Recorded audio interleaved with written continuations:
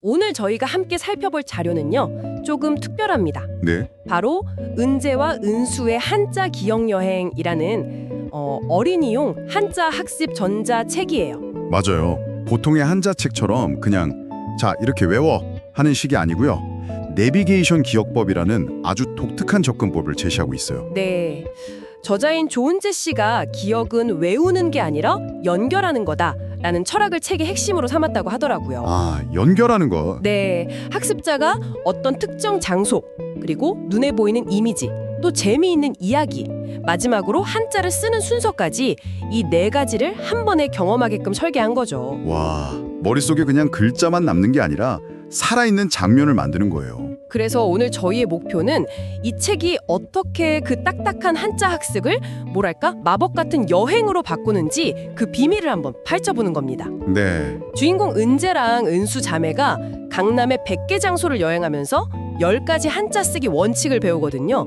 그 과정을 저희가 한번 따라가 볼 겁니다. 특히 그 10가지 필순 원칙이 각각의 장소 그리고 거기서 벌어지는 이야기랑 어떻게 이렇게 유기적으로 연결되는지 맞아요. 네, 거기에 집중해서 분석해보면 좋을 것 같아요. 이 방식이 왜 효과적일 수밖에 없는지 그 인지과학적인 원리까지 한번 짚어보고요. 오, 좋네요. 네.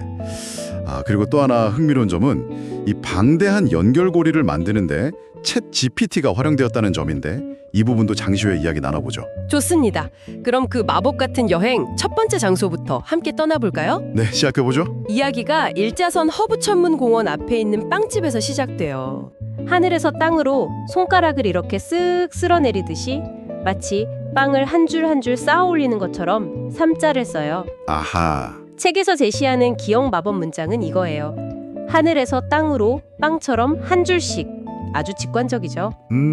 여기서 주목할 점이 바로 그거예요. 그러니까 위에서 아래로 라는 굉장히 추상적인 규칙이잖아요. 그렇죠. 규칙이죠. 이걸 하늘에서 떨어지는 빵이라는 아주 구체적이고 감각적인 이미지랑 연결했다는 거죠. 빵 냄새, 빵집 간판 같은 실제적인 경험이랑 결합되면서 단순 암기가 아니라 하나의 장면으로 규칙을 통째로 기억하게 만드는 겁니다. 확실히 위에서 아래로 쓰세요라는 규칙만 들었을 때랑은 완전히 느낌이 다르네요. 다르죠. 그럼 다음 장소로 한번 가볼까요? 암사동 선사유적지입니다. 아, 선사유적지요? 네, 여기서 자매는 쉴 휴자를 발견하는데 사람이 나무 곁에서 쉬는 모습, 이 글자 자체가 그림 같아요. 그렇죠. 글자 자체에도 이니 이야기가 있는데 쓰는 순서는 어떻게 연결했을지 궁금하네요. 당연히 왼쪽에 사람인 변부터 써야 하잖아요. 이때 은재가 정말 기발한 말을 하거든요. 뭐라고 하는데요? 선사시대 사람도 왼쪽부터 불 피우지 않았을까? 그래서 금메달도 왼쪽 가슴에 달잖아. 하하, 정말 재미있는 비유네요. 근데 잠깐만요. 금메달은 왼쪽 가슴에 다니까 왼쪽부터 쓴다는 게 좀 억지스럽게 들릴 수도 있지 않을까요? 모든 아이들이 이걸 자연스럽게 받아들일 수 있을까요? 아, 아주 좋은 질문이에요. 사실 그게 이 학습법의 핵심을 보여주는 지점입니다. 아, 그래요? 네, 논리적으로 완벽하게 맞아떨어지는 게 중요한 게 아니에요. 우리 뇌는 건조한 논리보다 강렬한 감정이나 좀 말이 안 되더라도 재밌는 이야기에 훨씬 강하게 반응하거든요. 필순 규칙 2번이라는 정보보다는 금메달은 왼쪽에 라는 이미지가 훨씬 직관적이고 감성적이라서 기억에 더 단단히 고정되는 거죠. 아하. 이걸 인지과학에서는 정교화, 일레버레이션이라고 불러요.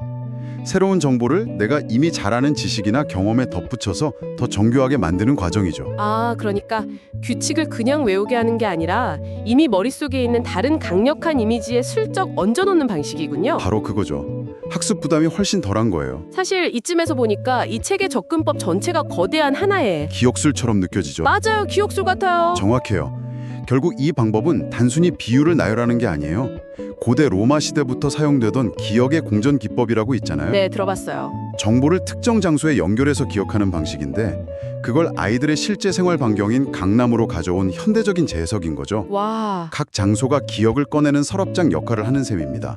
빵집 서랍을 열면 위에서 아래로 규칙이, 선사유적지 서랍을 열면 왼쪽에서 오른쪽으로 규칙이 툭 튀어나오는 거죠. 기억의 공전이라니 갑자기 스케일이 확 커지는데요. 그럼 선사시대에서 다시 현대로 돌아와 볼까요? 네, 이번엔 아주 미래적인 장소, 암사 태양광 발전소로 가봅니다.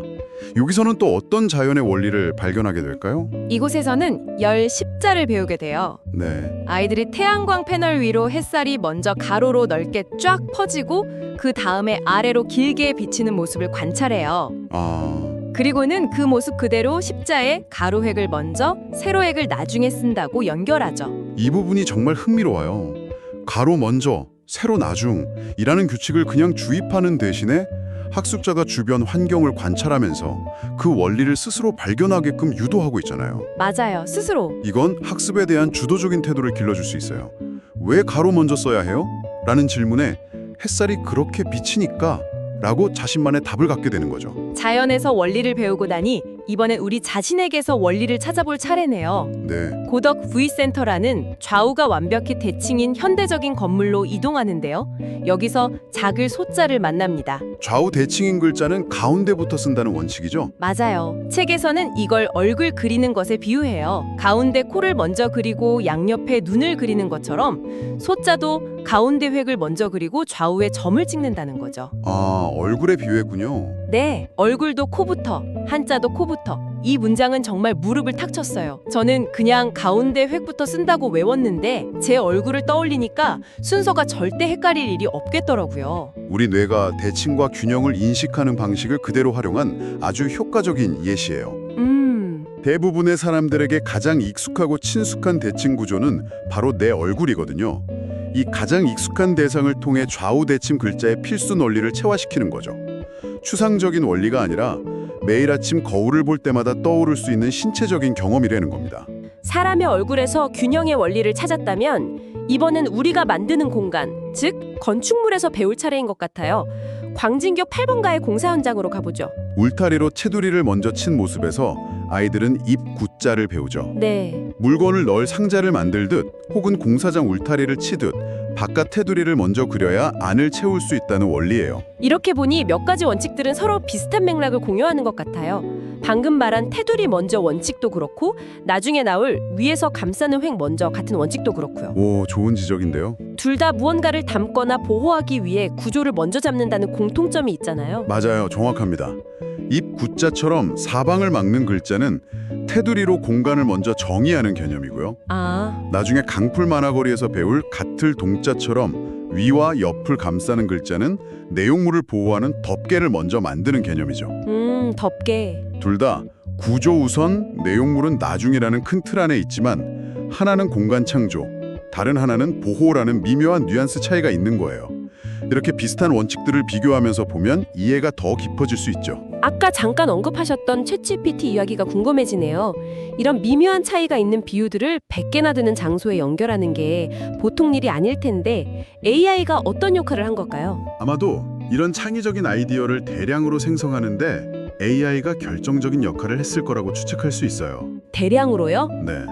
예를 들어 저자가 왼쪽에서 오른쪽으로 쓰는 규칙을 설명할 만한 장소와 비유를 찾아줘 라고 AI에게 요청하면 AI는 올림픽공원 시상대 왼쪽부터 올라간다, 선사유적지 금메달은 왼쪽에 단다, 도서관 책은 왼쪽부터 읽는다 와 같은 수십 개의 아이디어를 순식간에 내놓는 거죠. 와, 엄청나네요. 그럼 저자는 그 중에서 가장 이야기가 풍부하고 아이들 눈높이에 맞는 것을 고르고 다듬기만 하면 돼요. 인간의 교육 철학과 기획력에 AI의 창의적 생성 능력이 결합된 아주 흥미로운 협업 사례라고 볼 수 있죠. 창작의 과정 자체가 바뀌고 있군요. 그럼 다음 원칙으로 넘어가 볼까요? 이번엔 한강 드론 공원입니다. 드론 공원? 여기서 가운데 중자를 배우는데요. 하늘을 나는 드론들이 길을 만들지만 그 중심을 꿰뚫고 지나가는 통로는 맨 마지막에 열리는 모습에 빗대요. 그래서 중차도 네모 테두리를 먼저 그린 뒤에 드론이 지나갈 길처럼 가운데 세로획을 가장 마지막에 긋는다고 설명하죠. 여기서 길은 나중에 열린다는 동적인 이미지를 활용한 점이 돋보여요.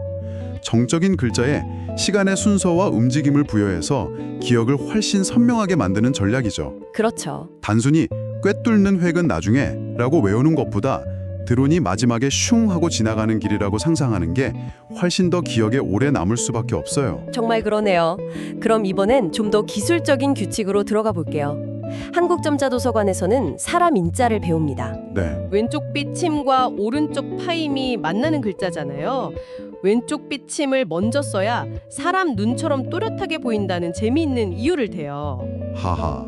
삐침 먼저 팍 하고 외치면서요. 자칫 복잡하고 기술적으로만 들릴 수 있는 삐침 우선 규칙을 눈을 그린다는 시각적이고 감성적인 설명으로 풀어낸 점이 아주 인상적이에요. 네. 규칙의 의미와 생명력을 불어넣는 거죠.